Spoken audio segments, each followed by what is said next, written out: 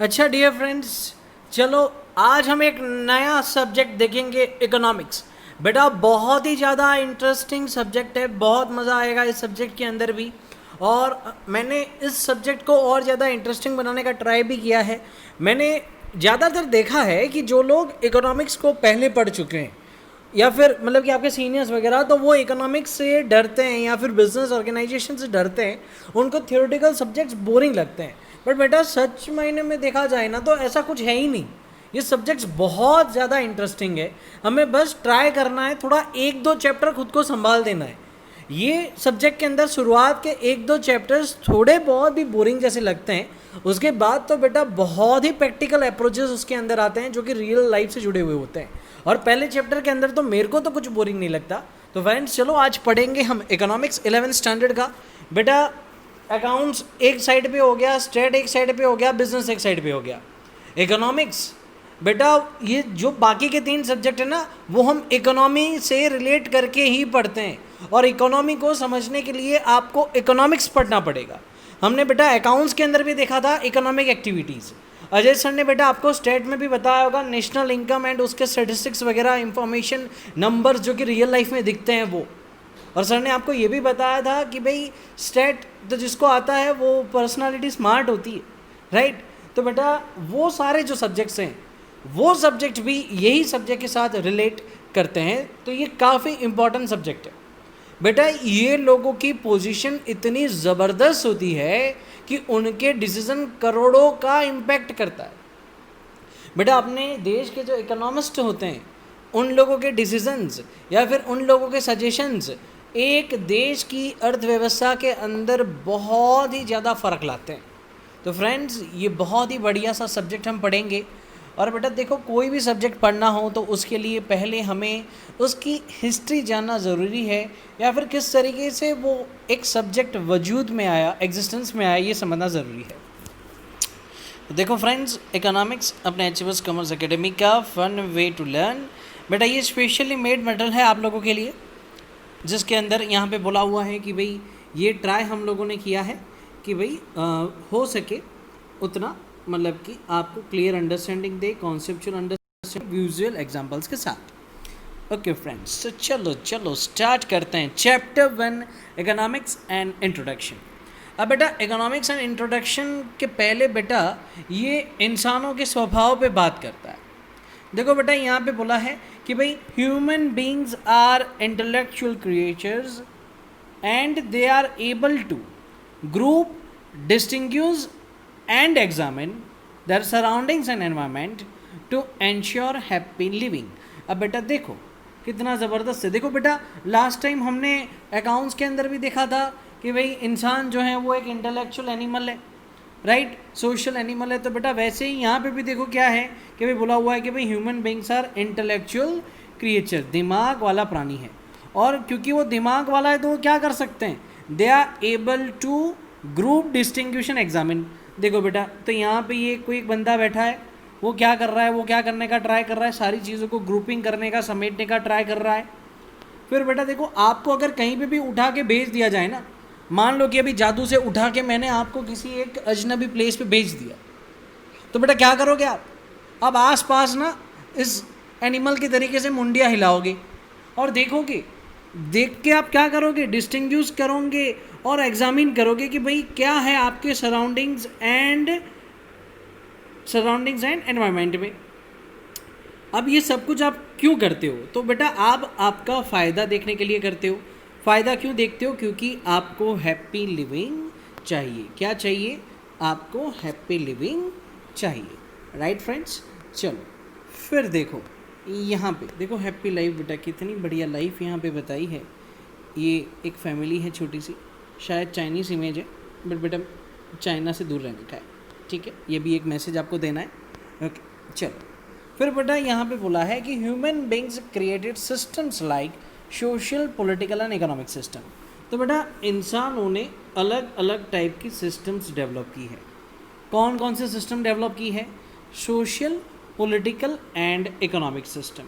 ये क्यों की उन्होंने, ये सिस्टम डेवलप क्यों की? देखो नीचे दिया है, in order to understand such system and sustain them for a long period देखो बेटा सिस्टम्स तो उन्होंने बनाई हैं, बट इन सिस्टम्स को सही से समझने के लिए और सस्टेन करना, मतलब कि उसको लंबे टाइम तक टकाए रखने के लिए उन्होंने क्या किया है, उन्होंने काफ़ी और कुछ कॉम्प्लेक्सिटीज़ को रिजॉल्व करने के लिए बहुत ज़्यादा डिटेल में सोच विचार किया है। देखो बेटा यहाँ पे Jackie Chan ji trying so hard to understand your logic को समझने के लिए बहुत ज़्यादा मेहनत कर रहे हैं। ऐसा क्यों किया जाता है, क्यों सिस्टम डेवलप की?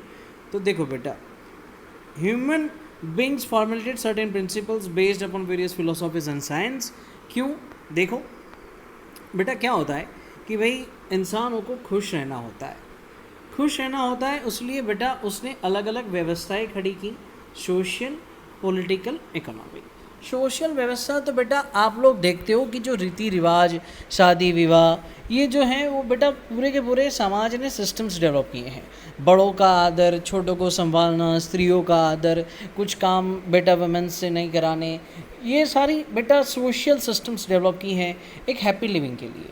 वैसे बेटा पॉलिटिकल सिस्टम, तो इंडिया के अंदर पॉलिटिकल सिस्टम तो बेटा डेमोक्रेटिक पॉलिटिकल सिस्टम है। तो बेटा यहाँ पे इन लोगों ने ये ट्राई किया है कि जो कॉमन मैन हो वो क्या कर सकता है, वो वोट कर सकता है और अपनी सरकार चुन सकता है। तो बेटा ये सारी सिस्टम इसलिए ही डेवलप की गई हैं कि जिससे अच्छी लाइफ जी जा सके। और ये सिस्टम डेवलप करने के बाद आपने क्या किया है, उसके बाद उसको लंबे टाइम तक चलाने के लिए कुछ प्रिंसिपल्स वगैरह बनाए होते हैं। देखो बेटा यहाँ पे बोला है कि भाई human beings formulated certain principles based upon various philosophies and science.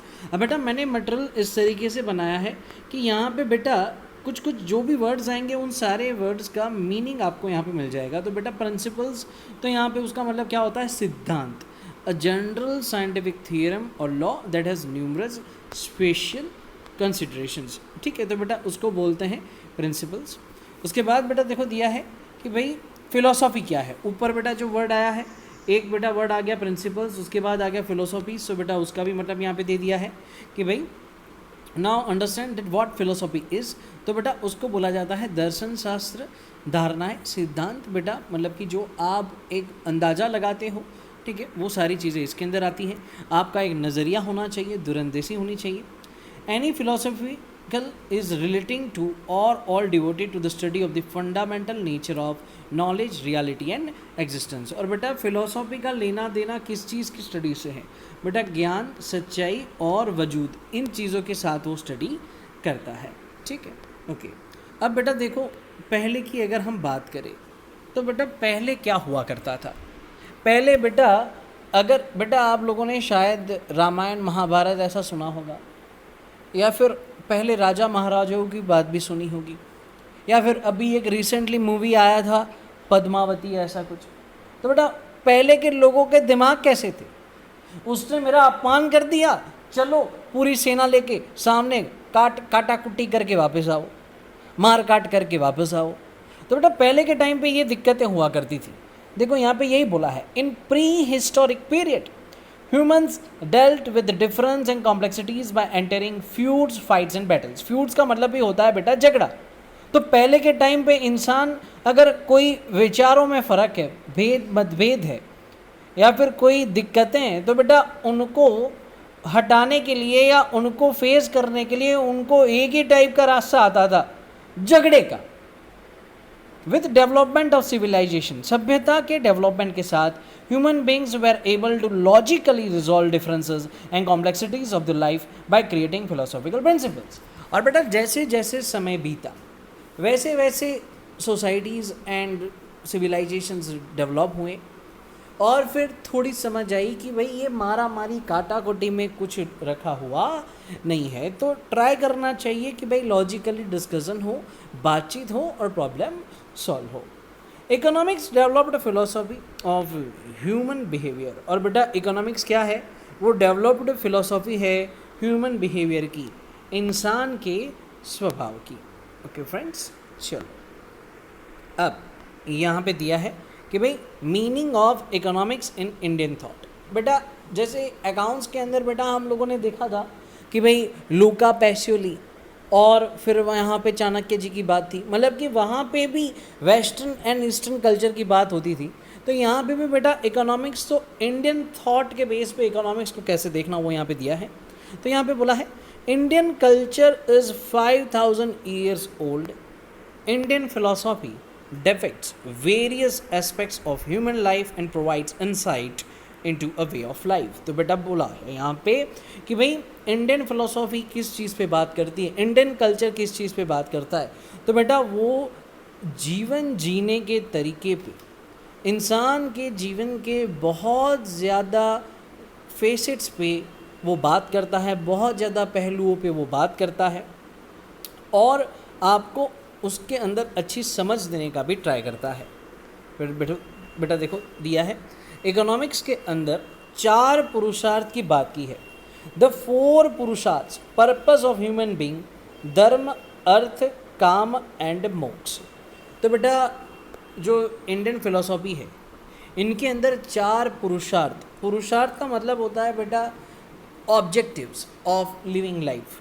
तो बेटा पर्पस ऑफ ह्यूमन बीइंग, देखो यहाँ पे बोला है कि भाई इंसान की ज़िंदगी का पर्पस क्या है, मकसद क्या है, क्यों आए हो। तो बेटा उसका पहला है धर्म, धर्म का लेना देना है सच्चाई से, सही गलत से। अर्थ मतलब कि आपका बेनिफिट, वेल्थ, फ़ायदा। फिर काम मीन्स डिज़ायर, इच्छाएं, एंड मोक्ष मीन्स लिबरेशन, तो इन सारी चीज़ों से छूट जाने का। तो बेटा देखो यहाँ पे क्या बोलते हैं ये लोग कि भाई सच्चाई से धर्म की बात करो, धर्म से पैसा कमाओ, अपनी इच्छाएं पूरी करो और उसके बाद मोक्ष पालो, मतलब कि ज़िंदगी से छूट जाओ। तो ये 4 पुरुषार्थ बताए हैं, पर्पस ऑफ ह्यूमन बीइंग बताए हैं इंडियन फिलोसॉफी के अंदर। और बेटा इन 4 का भी डिटेल में हम यहाँ पे उसको देखना चाहो तो देख सकते हो। देखो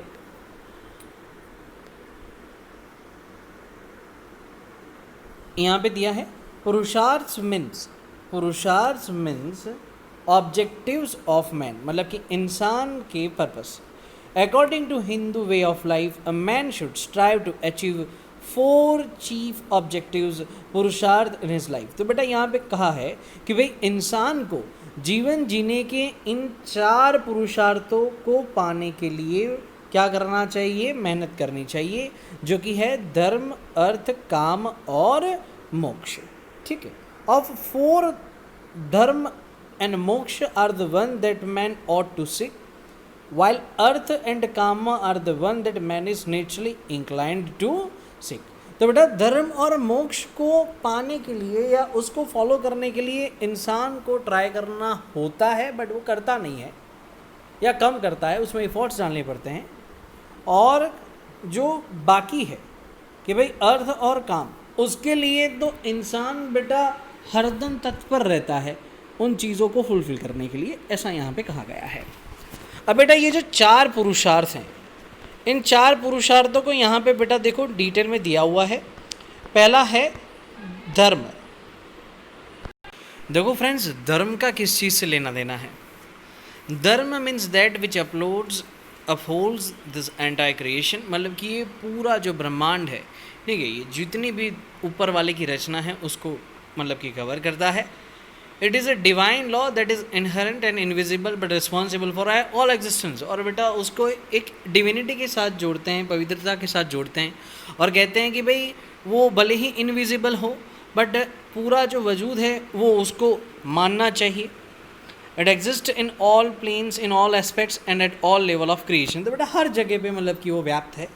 It is considered to be the first cardinal aim because it is at the root of everything and upholds everything। तो हिंदू फिलोसॉफी के अंदर बेटा कहा गया है कि भाई धर्म हर चीज़ की बुनियाद है, हर जगह पे ये तो फॉलो होना ही होना चाहिए। उसके बाद बेटा आता है अर्थ। अर्थ बेटा मतलब कि यहाँ पे बोला है मटेरियल वेल्थ। और बेटा देखो यहाँ पे आपको दिखेगा सोने के सिक्कों जैसा, right. Earth means wealth. Hinduism recognize the importance of material wealth for the overall happiness and well-being of an individual। तो बेटा हिंदुइज्म के अंदर वेल्थ को, संपत्ति को किस तरीके से रिकॉग्नाइज किया जाता है कि भाई वो ओवरऑल हैप्पीनेस के लिए और इंसान के अच्छे के लिए मतलब कि इम्पॉर्टेंट है। A person may have the intention to uphold the dharma, but if he has no money he will not be able to perform his duties and fulfill his dharma। बेटा ये चीज़ आपको समझने जैसी है। कई लोग बोलते हैं मेरे को दान करना है, मेरे को पुण्य करना है, बट उसको बुलाने का, उसको एक आधी थप्पड़ देने की और बोलने का, तू कमा तो सही, पहले वेल्थ तो इकट्ठा कर, तू वेल्थ ठीक से इकट्ठा करेगा तब तो तू धर्म को फॉलो कर पाएगा। मतलब कि वेल्थ के बिना धर्म का भी फॉलोइंग करना थोड़ा मुश्किल हो जाता है। Hinduism advocates austerity, simplicity and detachment but does not glorify poverty। तो बेटा हिंदुइज्म भले ही आपको सादगी का ज़िंदगी जीने का बोलता है, चीज़ों से इतना ज़्यादा अटैच ना हो ऐसा बोलता है, पर वो गरीबी को बढ़ावा नहीं देता। वो ज़रूर ये बोलता है कि आप एक अच्छी ज़िंदगी जी पाओ। उसके बाद बेटा है काम। काम तो बेटा इंसान की बहुत ज़्यादा अलग अलग टाइप के डिज़ायर्स होते हैं जिससे कि उसको आनंद मिलता है। तो kama is ordinarily termed as pleasure. It can be mental, sensuous pleasure derived through satisfaction of work etcetera. तो बेटा जो काम करने से आपको आनंद मिलता हो, आपको एक सेटिस्फैक्शन का फीलिंग आता हो, वो भी इंसान के लाइफ का एक बहुत ही इम्पॉर्टेंट पार्ट है। तो उस चीज़ पे भी हिंदुइज्म में बात की है।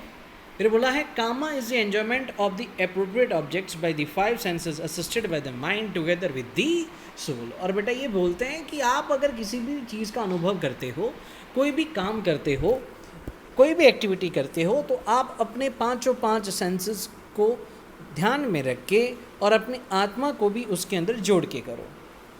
कई बार बेटा आपने देखा होगा कुछ लोग बोलते हैं कि यार इसने बहुत दिल से खाना बनाया, ये शेफ़ बहुत मन लगा के काम करता है। तो बेटा क्या हुआ, वो अपने पांचों सेंसेस एंड अपनी आत्मा भी उसके साथ जोड़ देता है और उस काम करने में भी उसको मज़ा आता है। तो बेटा उसको बोलते हैं काम का प्लेजर।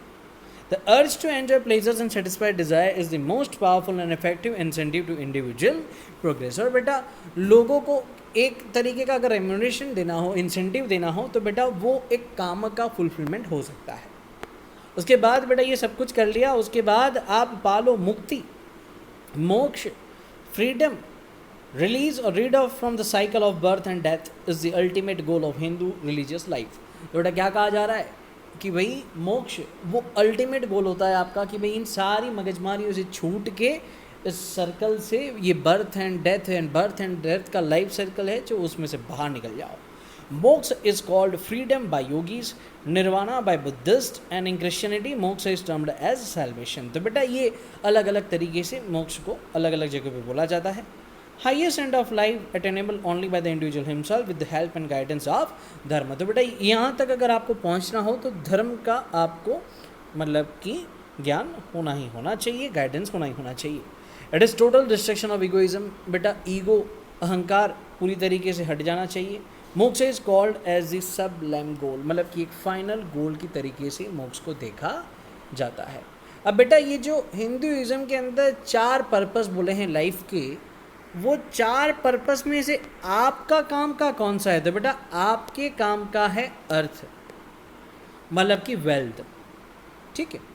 और वेल्थ रिलेटेड स्टडी उसको बोला जाता है अर्थशास्त्र, जिसको हम इंग्लिश के अंदर बोलते हैं इकोनॉमिक्स। बट दोनों के जो नेम के ओरिजिन है वो अलग रहे हैं। इंडिया के अंदर वेल्थ का मैनेजमेंट के बेस पे तो उस तरीके से अर्थशास्त्र बोला गया है, और इकोनॉमिक्स का वेस्टर्न कल्चर के अंदर किस तरीके से देखा है वो भी बेटा हम शॉर्ट टाइम के अंदर देखेंगे। नेक्स्ट लेक्चर के अंदर बेटा हम लोग यहाँ से शुरुआत करेंगे और अर्थ की डेफिनेशन देंगे। तो बेटा ये एक छोटा सा इंट्रोडक्शन था इकोनॉमिक्स का। ट्राई करने का बेटा कि इसको आप रियल लाइफ के साथ रिलेट कर पाओ और इस चीज़ को अच्छी तरीके से एंजॉय कर पाओ। Thank you friends.